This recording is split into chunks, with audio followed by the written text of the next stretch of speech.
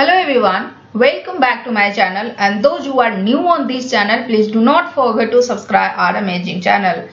And today I'll discuss production of acetyl coenzyme, which is also known as activated acetate. But before proceeding this topic, let's first discuss some important points.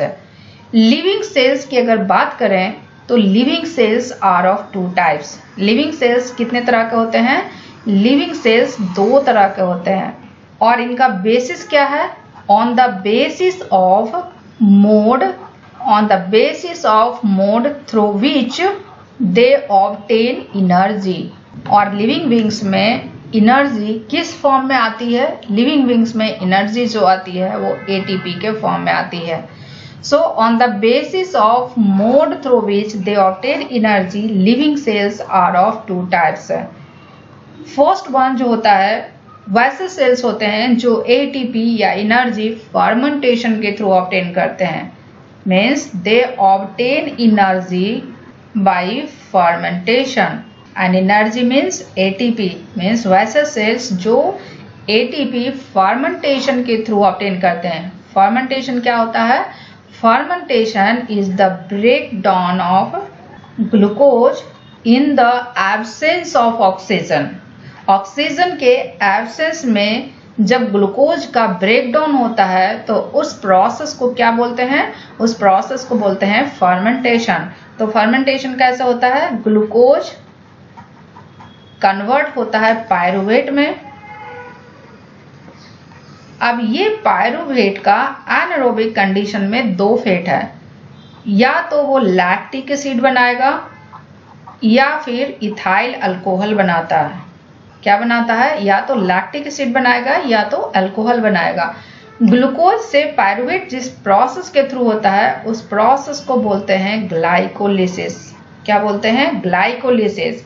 और pyruvate अगर lactic acid बनाता है तो इस process को बोलते हैं lactic acid fermentation. क्या बोलते हैं? Lactic acid fermentation. लेकिन जब पायरुवेट से इथाइल अल्कोहल बनता है तो इस प्रोसेस को बोलते हैं इथाइल अल्कोहल फर्मेंटेशन. और ये सारे process in the absence of oxygen होता है. और इस कैटेगरी में कौन से सेल्स आएंगे? इनके एग्जाम्पल क्या हैं? और इस कैटेगरी में जो सेल्स आएंगे दैट इज एनएरोबिक ऑर्गेनिज्म. कौन से आएंगे? Anaerobic organism.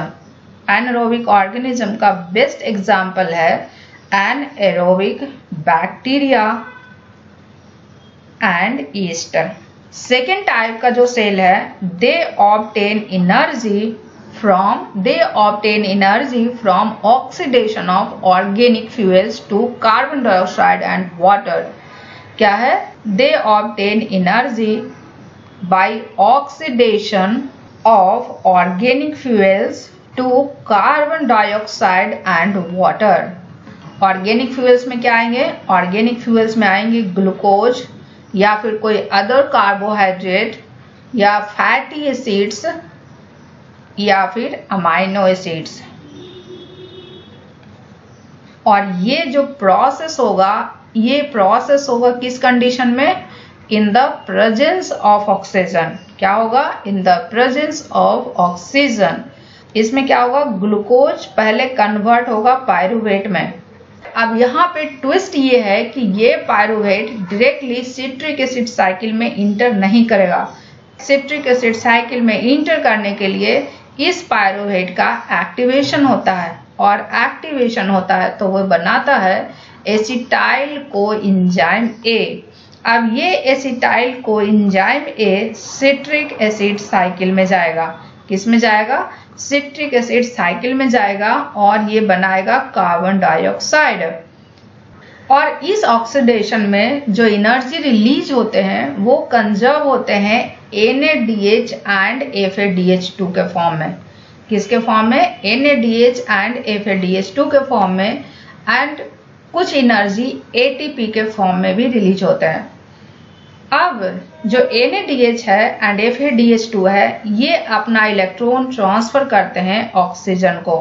बट ये जो ऑक्सीजन को ट्रांसफर करते हैं इलेक्ट्रॉन इतना इजी नहीं है. सो ट्विस्ट यहाँ पे ये है कि NADH and FADH2 electron oxygen को इतना इजीली ट्रांसफर नहीं करते हैं। तो यहाँ पे इम्पॉर्टेंट पॉइंट क्या है कि यहाँ पे इलेक्ट्रॉन ट्रांसफर जो होते हैं वो इलेक्ट्रॉन कैरियर्स के थ्रू होते हैं। किसके थ्रू होते हैं? इलेक्ट्रॉन कैरियर्स के थ्रू होते हैं। और ये इलेक्ट्रॉन कैरियर कहाँ प्रेजेंट होता है? ये इलेक्ट्रॉन कैरियर प्रेजेंट होता है माइटोकॉन्ड्रिया के इनर मेम्ब्रेन में, और उसको बोलते हैं रेस्पिरेटरी चेन। क्या बोलते हैं? उसको बोलते हैं रेस्पिरेटरी चेन या फिर electron transport chain, ETC। So NADH and FADH2 से इलेक्ट्रॉन ऑक्सीजन को ट्रांसफर होते हैं और इलेक्ट्रॉन ट्रांसपोर्ट चेन या रेस्पिरेटरी चेन के थ्रू होते हैं। सो oxygen is the final electron acceptor. क्या है? Oxygen is the final electron acceptor. Glucose जिस प्रोसेस के थ्रू पायरुवेट बनता है उस प्रोसेस को बोलते हैं ग्लाइकोलिसिस। क्या बोलते हैं? Glycolysis. Pyruvate acetyl co enzyme में कन्वर्ट होता है, जिस एंजाइम के थ्रू उस एंजाइम को बोलते हैं PDH complex, pyruvate dehydrogenase complex. इस ग्रुप में जो ऑर्गेनिजम्स आते हैं वो हैं eukaryotes and aerobic bacteria. So in summary अगर बोलें तो लिविंग सेल्स दो तरह के होते हैं on the basis of mode through which they obtain energy और ATP। फर्स्ट वन जो होता है इन द एब्सेंस ऑफ ऑक्सीजन होता है, सेकेंड वन जो होता है इन द प्रेजेंस ऑफ ऑक्सीजन होता है। अगर ऑक्सीजन के एब्सेंस में सेल्स एनर्जी ऑब्टेन करते हैं तो उस प्रोसेस को बोलते हैं फर्मेंटेशन। फर्मेंटेशन क्या है? Fermentation is the break down of glucose in the absence of oxygen. So इसमें क्या होता है? ग्लूकोज पायरुवेट में कन्वर्ट होता है। अब ये पायरुवेट लैक्टिक एसिड में कन्वर्ट होता है या फिर इथाइल अल्कोहल में कन्वर्ट होता है। ग्लूकोज जिस प्रोसेस के थ्रू पायरुवेट में कन्वर्ट होता है उस प्रोसेस को बोलते हैं ग्लाइकोलिसिस, जबकि पायरुवेट लैक्टिक एसिड में कन्वर्ट होता है उस प्रोसेस को बोलते हैं lactic acid fermentation. And pyruvate जब इथाइल अल्कोहल में कन्वर्ट होते हैं तो उस प्रोसेस को बोलते हैं इथाइल अल्कोहल फर्मेंटेशन। एंड दूसरे ग्रुप जो सेल्स हैं वो एनर्जी ऑब्टेन करते हैं by oxidation of organic fuels to carbon dioxide and water in the presence of oxygen. इसमें क्या होता है? ग्लूकोज पहले पायरुवेट में कन्वर्ट होता है through the process of glycolysis and ये पायरुवेट का एक्टिवेशन होता है एसिटाइल कोएंजाइम A में बाय PDH कॉम्प्लेक्स। अब acetyl coenzyme A citric acid cycle में जाता है और इस ऑक्सीडेशन में जो एनर्जी रिलीज होती है वो कंजर्व्ड होता है NADH एंड FADH2 के फॉर्म में, और कुछ एनर्जी ATP डायरेक्टली बनाती है। बट जो एनर्जी NADH एंड FADH2 में कंजर्व है ये अपना इलेक्ट्रॉन ट्रांसफर करते हैं ऑक्सीजन को थ्रू रेस्पिरेटरी चेन और electron transport chain. So oxygen is the final electron acceptor.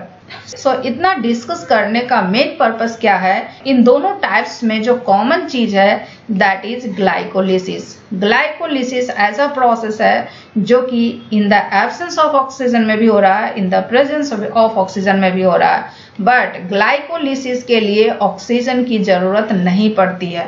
So glycolysis is an aerobic process. Glycolysis क्या है? एनारोबिक प्रोसेस है। बट फाइनल ऑक्सीडेशन के बाद जो रिड्यूस्ड इलेक्ट्रॉन कैरियर बनता है उस इलेक्ट्रॉन को एक्सेप्ट करने के लिए ऑक्सीजन की जरूरत पड़ती है। So in the presence of oxygen as well as in the absence of oxygen glycolysis is common in both type of cells. Glycolysis के बाद पायरुवेट बनता है। ये pyruvate directly citric acid cycle में इंटर नहीं करता है, पहले एसिटाइल कोएंजाइम A बनाता है, देन साइट्रिक एसिड साइकिल में इंटर करता है एंड देन जो इलेक्ट्रॉन्स होते हैं वो रेस्पिरेटरी चेन के थ्रू ऑक्सीजन में ऑक्सीजन को ट्रांसफर होते हैं। सो ये जो होल प्रोसेस है सेलुलर रेस्पिरेशन का, ये टोटल 3 स्टेजेस में होता है। कितने स्टेजेस में होता है? 3 स्टेजेस में होता है। First one is the glycolysis and formation of acetyl coenzyme through PDH complex. Second one is the citric acid cycle and third one is the transfer of electron through electron carriers in the inner mitochondrial membrane. So glycolysis already हमने previous classes में discuss किया है and today I'll discuss production of acetyl coenzyme A from the pyruvate and this reaction is catalyzed by PDH complex. So this is the reaction that shows pyruvate is converted into acetyl coenzyme A। और इस reaction को जो enzyme catalyse करता है that is pyruvate dehydrogenase complex. So यहाँ पे important क्या है, पायरुवेट डिहाइड्रोजिनेज कॉम्प्लेक्स। सो पहले आते हैं पायरुवेट डिहाइड्रोजिनेज कॉम्प्लेक्स पे। पायरुवेट एसिटाइल कोएंजाइम ए बनाता है, तो इसमें क्या होता है, दिस इज ऑक्सीडेटिव डीकार्बोक्सिलेशन। क्या है, ऑक्सीडेटिव डीकार्बोक्सिलेशन मीन्स पायरुवेट का ऑक्सीडेशन हो रहा है as well as carbon dioxide release हो रहा है। That's why this reaction is oxidative decarboxylation. Carbon dioxide कहाँ से रिलीज हो रहा है, पायरुवेट का जो फर्स्ट कार्बन है, this is first carbon, second carbon and third carbon. Pyruvate का जो फर्स्ट कार्बन है जो कि कार्बोक्सिलिक ग्रुप के फॉर्म में है, ये कार्बन डाइऑक्साइड के फॉर्म में रिलीज हो जाता है। बाकी जो दो कार्बन बचे, ये दो कार्बन एसिटाइल कोएंजाइम का एसिटाइल ग्रुप बनाता है and this reaction is irreversible reaction. So the production of acetyl coenzyme A is an irreversible oxidation process. क्या है, ये irreversible oxidation process है। दूसरी important point, जो कार्बोक्सिल ग्रुप है वो as a carbon dioxide release होता है और बाकी जो दो कार्बन बचे पायरुवेट का वो एसिटाइल कोएंजाइम ए का एसिटाइल ग्रुप में कन्वर्ट हो जाता है। So the second important point is carboxyl group is removed from pyruvate as a molecule of CO2। Pyruvate group का जो कार्बोक्सिल ग्रुप है वो CO2 के फॉर्म में रिलीज हो जाता है एंड तो बाकी दो कार्बन का क्या फेट है, and two remaining carbon become acetyl group. किसका acetyl group, acetyl coenzyme A का। एसिटाइल कोएंजाइम ए का एसिटाइल ग्रुप बन जाता है जो बाकी दो कार्बन है पायरुवेट का। थर्ड इंपॉर्टेंट पॉइंट की अगर बात करें तो इस रिएक्शन में NADH की सिंथेसिस होती है। सो NADH formed in this reaction और इस NADH का क्या रोल है, और ये NADH एक हाइड्राइड आयन देता है। क्या देता है, ये NADH एक हाइड्राइड आयन देता है और इस हाइड्राइड आयन में दो इलेक्ट्रॉन होते हैं और ये इलेक्ट्रॉन ट्रांसफर करता है ऑक्सीजन को through electron transport chain and one molecule of NADH transverse two electron. कितना करेगा, दो इलेक्ट्रॉन ट्रांसफर करेगा, किसको, ऑक्सीजन को।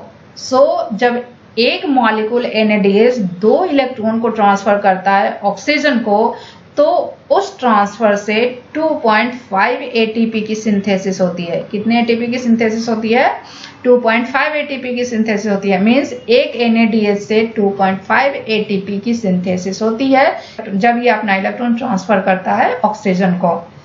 Now coming to pyruvate dehydrogenase complex. Pyruvate dehydrogenase complex को PDH कॉम्प्लेक्स भी बोलते हैं। क्या बोलते हैं, PDH complex. P for pyruvate, DH for dehydrogenase and complex. Pyruvate dehydrogenase complex की अगर बात करें तो इसमें दो कंपोनेंट होते हैं। First one is the 3 different enzymes. कितना होता है, 3 डिफरेंट एंजाइम्स होते हैं। सेकेंड कंपोनेंट क्या होता है, 5 डिफरेंट को एंजाइम्स होते हैं। 5 डिफरेंट को एंजाइम्स और प्रोस्थेटिक ग्रुप क्या होते हैं, 5 डिफरेंट को एंजाइम्स और प्रोस्थेटिक ग्रुप। सो पहले आते हैं प्रोस्थेटिक ग्रुप पे। और प्रोस्थेटिक ग्रुप कितने होते हैं, टोटल 5 होते हैं। So first one is the thiamine pyrophosphate. First prosthetic group क्या है PDH कॉम्प्लेक्स में, थियामीन पायरोफॉस्फेट। और थियामीन पायरोफॉस्फेट को क्या बोलते हैं, थियामीन पायरोफॉस्फेट को बोलते हैं TPP।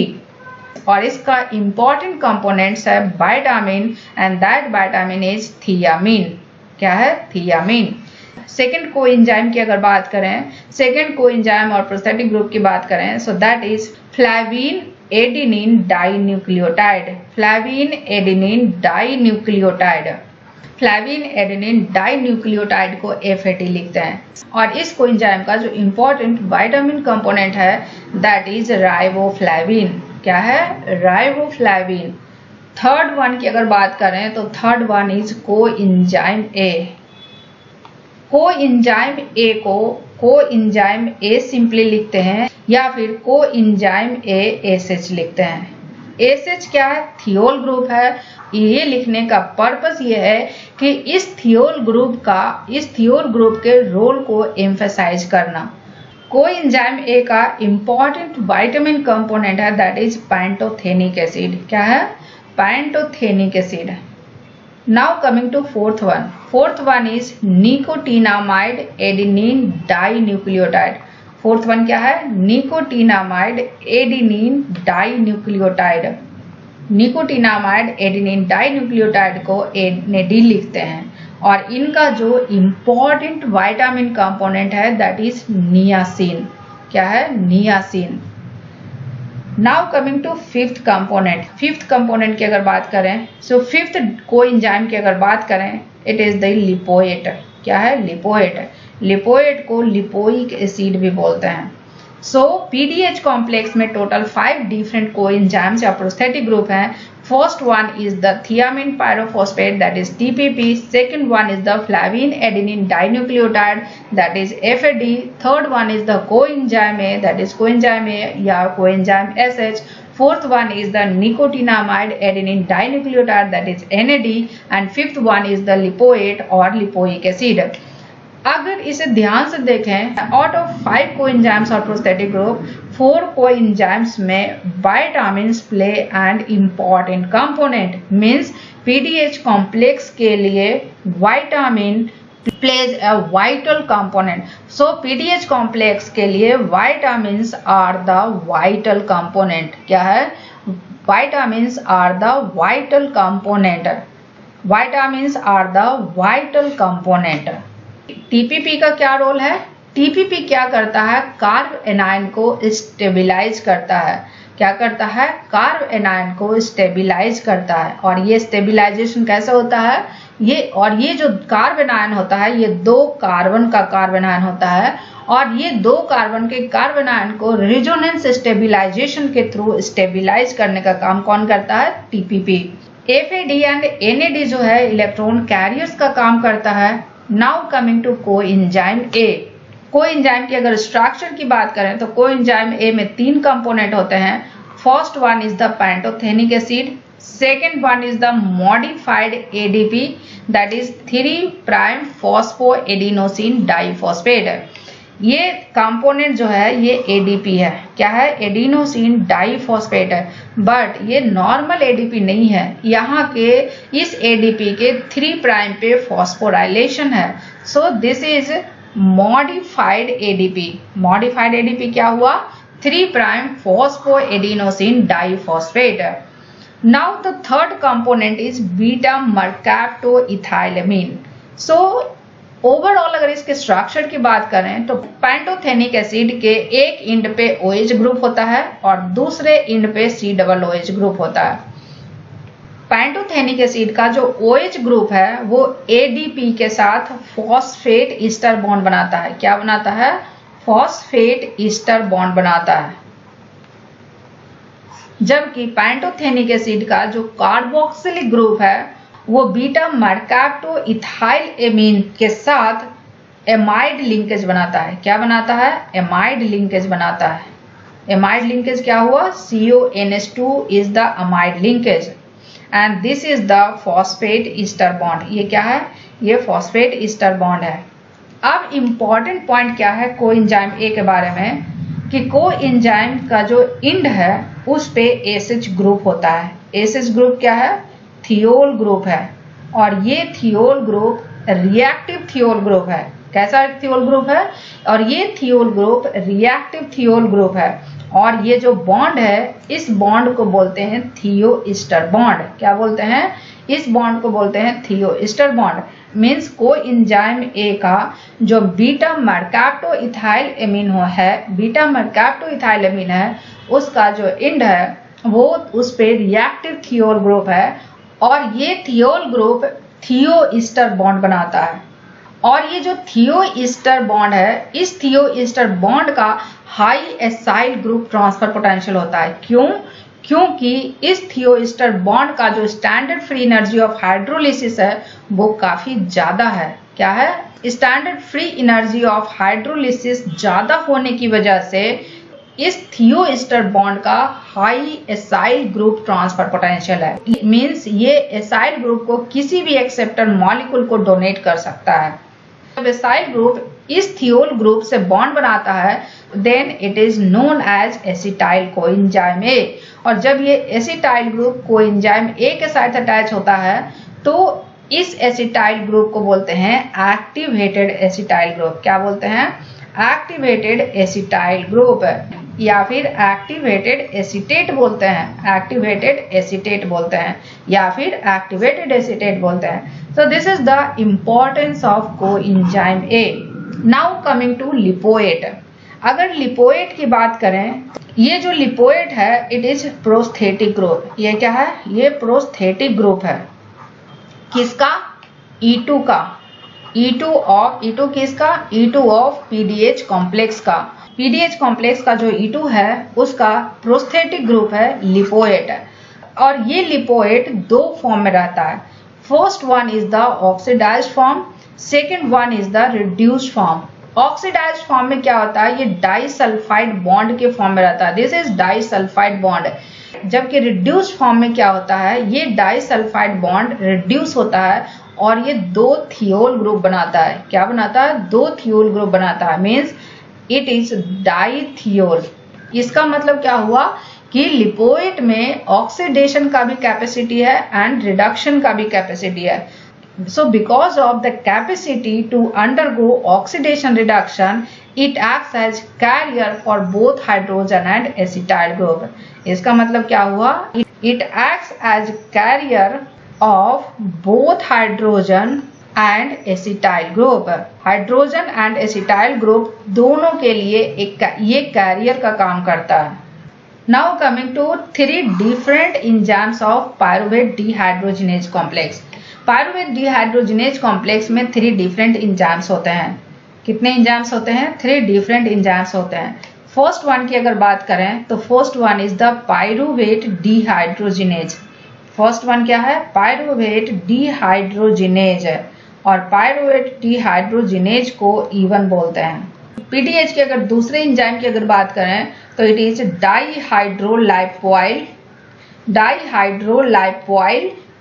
Transacetylase. Dihydrolipoyl transacetylase and dihydrolipoyl transacetylase को E2 बोलते हैं। The third enzyme of PDH complex is dihydrolipoyl dehydrogenase और डाइहाइड्रोलाइपोइल डिहाइड्रोजिनेज को E3 बोलते हैं। और इम्पॉर्टेंट पॉइंट यहाँ पे ये है कि E1, E2, E3 सीक्वेंस में काम करते हैं। First works E1 followed by E2 and then E3। अब इनके इम्पॉर्टेंट पॉइंट्स पे आते हैं। E1 की अगर बात करें तो इस पे बॉन्ड TPP होता है। क्या होता है? बॉन्ड E1 पे दैट इज पायरुवेट डिहाइड्रोजिनेज पे थियामीन पायरोफॉस्फेट बॉन्ड होता है। जबकि E3 की अगर बात करें तो E3 पे बॉन्ड FAD होता है। क्या होता है? FAD बॉन्ड होता है। FAD क्या है? फ्लैवीन एडेनिन डाई न्यूक्लियोटाइड। जबकि डाइहाइड्रोलिपोइल ट्रांसएसिटाइलेज या E2 की अगर बात करें तो E2 पे लिपोएट प्रोस्थेटिक ग्रुप होता है। क्या होता है? लिपोएट प्रोस्थेटिक ग्रुप होता है। और ये लिपोएट प्रोस्थेटिक ग्रुप E2 से कैसे अटैच होता है? ये लिपोएट प्रोस्थेटिक ग्रुप इंजाइम का जो लाइसिन रेजिड्यू है उसके एप्सिलॉन पोजीशन पे जो प्राइमरी एमिनो ग्रुप होता है उससे लिपोएट अटैच होता है। और जो अटैचमेंट होता है उसमें कौन सा बॉन्ड बनता है? उसमें एमाइड बॉन्ड बनता है। मीन्स E2 से लिपोएट एमाइड बॉन्ड के थ्रू अटैच होता है। और वो एमाइड बॉन्ड कौन बनाता है? इंजाइम का जो लाइसिन रेजिड्यू है उसके एप्सिलॉन पोजीशन पे जो प्राइमरी अमाइनो ग्रुप होता है it forms amide bond with lipoate. E2 की खास बात क्या है कि इसमें 3 डोमेन होते हैं। First one is the amino terminal domain. क्या है? Amino terminal domain. E2 में 3 डोमेन होते हैं। E2 में 3 डोमेन होते हैं। First one is the amino terminal domain, और अमाइनो टर्मिनल डोमेन पे क्या होता है? Lipoyl domain. Amino terminal domain पे क्या होता है? Lipoyl domain. Second one is the central domain. क्या होता है? Central domain. सेकेंड वन क्या है? Central domain. और इस सेंट्रल डोमेन का काम क्या है? ये E1 एंड E3 को बाइंड करता है। सो central domain is the E1 E3 binding domain. से E1 E3 binding domain. Now third one is the inner core. Third one क्या है?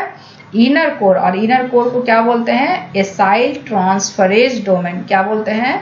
Acyl transferase domain. Inner core को क्या बोलते हैं? Acyl transferase domain. अब ये जो 3 डोमेन है, ये तीनों डोमेन सेपरेटेड होता है लिंकर से। किससे सेपरेटेड होता है? Separated by linker. और ये लिंकर किस चीज से बना होता है? ये लिंकर अमाइनो एसिड्स के बने होते हैं। और amino acids 20 to 30 amino acids होते हैं लिंकर में। कितने होते हैं? 20 to 30 अमाइनो एसिड्स। और लिंकर में जो अमाइनो एसिड्स होते हैं उसकी खास बात यह है कि ये alanine and proline rich residue होते हैं। मीन्स इस लिंकर में alanine and proline amino acid rich होगा। और इस अलानिन एंड प्रोलीन की खास बात यह है कि इनका जो R ग्रुप होता है that is non polar and aliphatic होता है। क्या होता है? नॉन पोलर एंड एलिफैटिक होता है। और non polar aliphatic R group जिस अमाइनो एसिड्स में होते हैं उनको non polar aliphatic amino acid बोलते हैं। और उनकी जो खास बात है वो हाइड्रोफोबिक इंटरैक्शंस में इन्वॉल्व होते हैं। किस चीज में इन्वॉल्व होते हैं? हाइड्रोफोबिक इंटरैक्शंस में इन्वॉल्व होते हैं। दूसरी खास बात है इस लिंकर में कि अलानिन एंड प्रोलीन रेजिड्यू तो होते ही हैं, इसमें कुछ चार्ज्ड रेजिड्यू भी होते हैं। और इन दोनों कंपोनेंट के अलावा पीडीएच कॉम्प्लेक्स में 2 रेगुलेटरी प्रोटीन भी होते हैं। First one is the protein kinase. क्या होता है? First one is the protein kinase. Second one is the phosphoprotein phosphatase. Protein kinase जो होता है फॉस्फोराइलेशन में इन्वॉल्व होता है, जबकि फॉस्फोप्रोटीन फॉस्फेटेज डीफॉस्फोराइलेशन में इन्वॉल्व होता है। So in summary, pyruvate dehydrogenase complex is also known as PDH complex। और PDH complex में 2 कंपोनेंट होते हैं। First one is the 3 different enzymes and second one is the 5 different को enzymes और prosthetic group है। First जो होता है थियामिन पायरोफॉस्फेट होता है जिसको TPP बोलते हैं।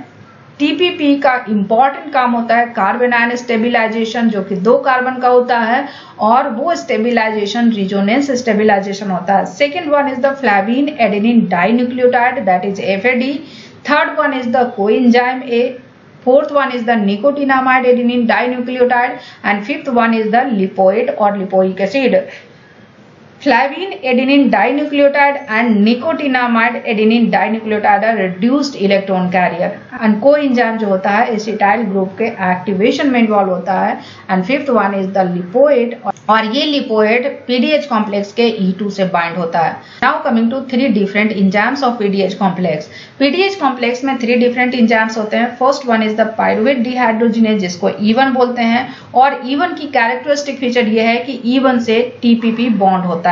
TPP क्या है? थियामिन पायरोफॉस्फेट, जो कि एक को इंजाइम है।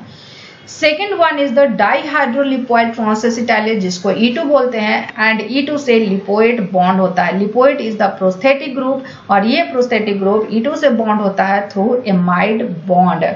Third one is the dihydrolipoid dehydrogenase जिसको E3 बोलते हैं। एंड E3 की कैरेक्टरिस्टिक फीचर ये है कि इससे FAD बॉन्ड होता है।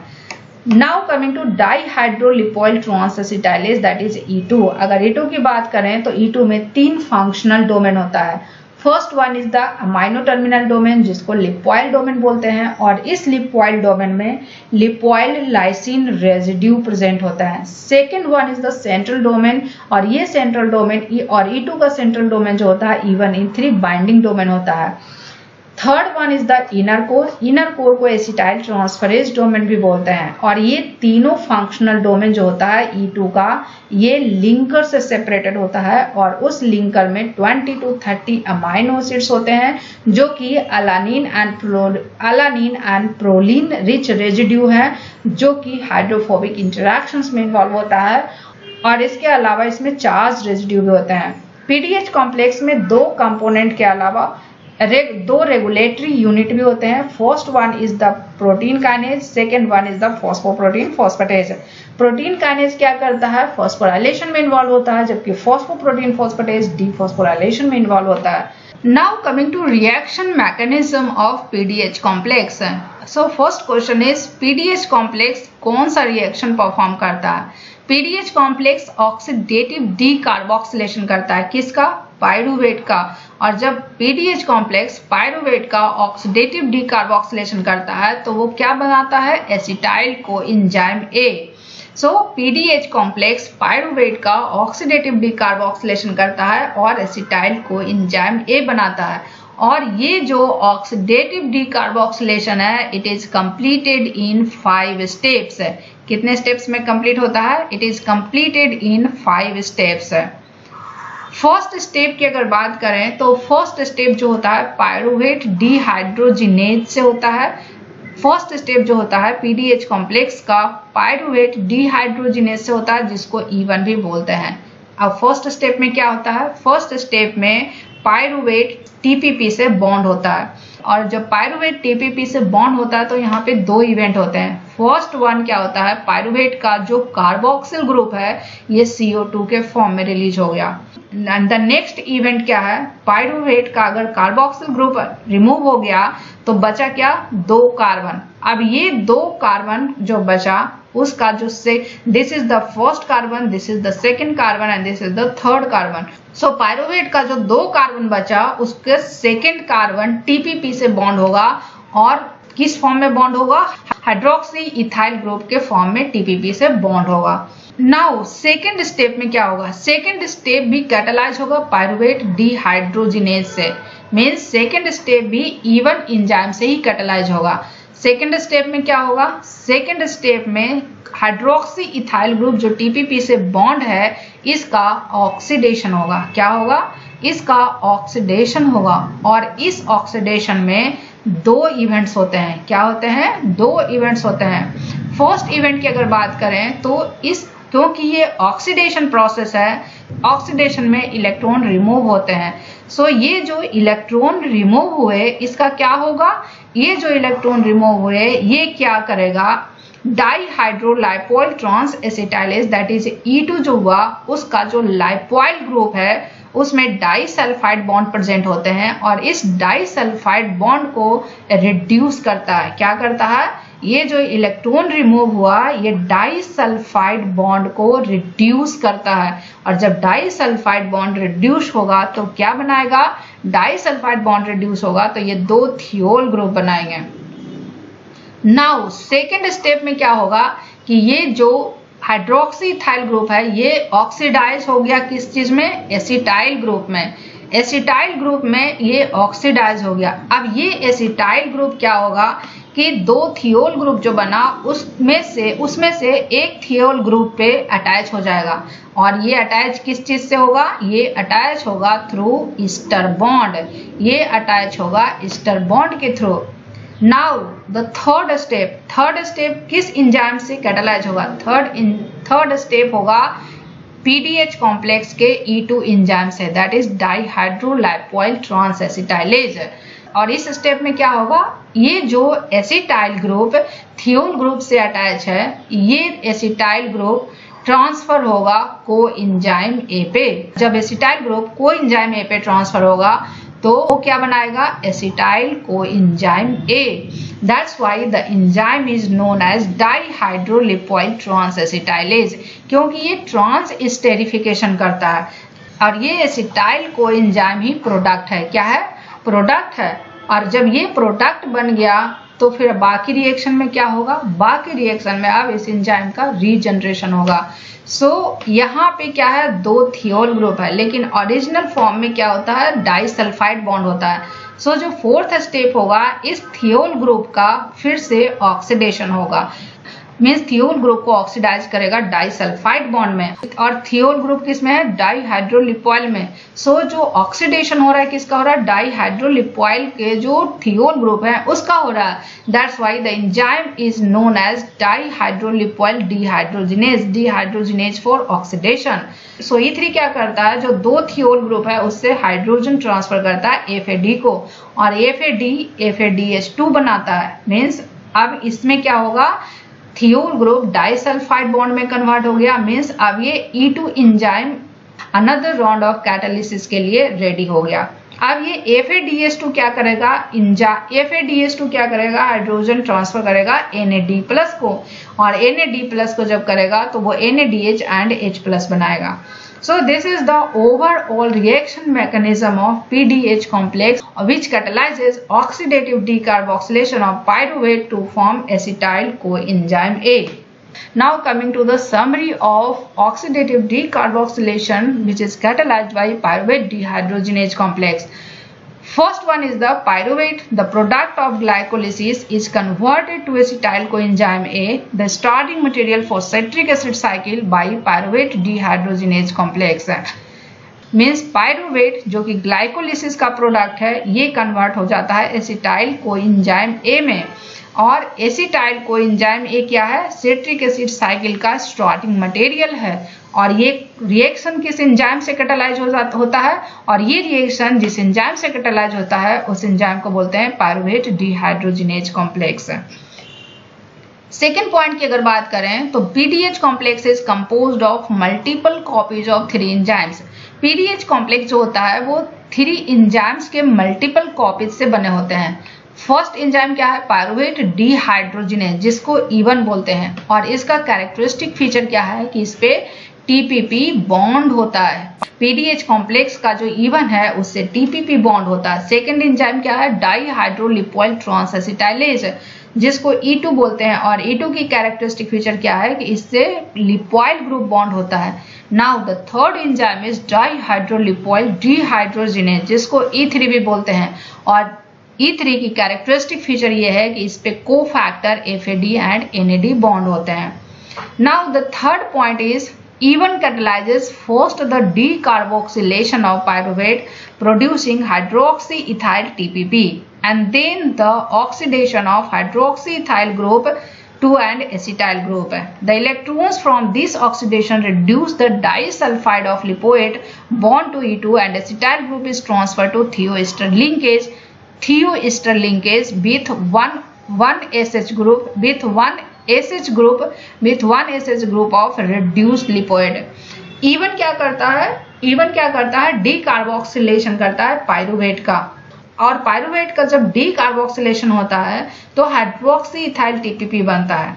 अब ये जो हाइड्रोक्सी इथाइल ग्रुप है टीपीपी से बॉन्ड, ये ऑक्सीडाइज करके एसिटाइल ग्रुप बनाता है, और इस ऑक्सीडेशन में जो इलेक्ट्रॉन्स रिमूव होते हैं वो इलेक्ट्रॉन क्या करता है, E2 पे जो लिपोइड है उस पे डाइसल्फाइड बॉन्ड है, उस डाइसल्फाइड बॉन्ड को रिड्यूस करके डाइथियोल ग्रुप बनाता है। दूसरा इवेंट जो होता है, एसिटाइल ग्रुप लिपोइड के एक थियोल ग्रुप पे ट्रांसफर होता है through thioester linkage. Next point is the E2 catalyzes the transfer of acetyl group to coenzyme A forming acetyl coenzyme A। E2 क्या करता है, एसिटाइल ग्रुप को ट्रांसफर करता है कोएंजाइम A पे, और जब एसिटाइल ग्रुप कोएंजाइम A पे ट्रांसफर हो जाएगा तो वो बनाएगा acetyl coenzyme A। Now E3 catalyzes the regeneration of disulfide form of lipoid. Electrons pass first to FAD and then NAD+.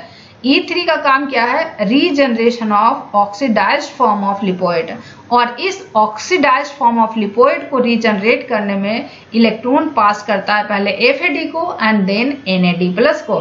Now the last point is the long lipoid lysine arm swings from active site of E1 to E2 to E3, tethering the intermediates to the enzyme complex to allow substrate channeling. So whole reaction में E2 का जो लाइपोइल lysine arm है ये long flexible arm है, और इस long flexible arm की काफी इंपॉर्टेंस है। इस लाइपोइल लाइसिन आर्म की वजह से सबस्ट्रेट की चैनलिंग होती है from E1 to E2 to E3। So this is all about production of acetyl coenzyme from pyruvate and reaction mechanism of pyruvate dehydrogenase complex. And if you find this video informative, please do like, share and subscribe. And if you have any doubt, query and suggestion, please let me know in the comment section.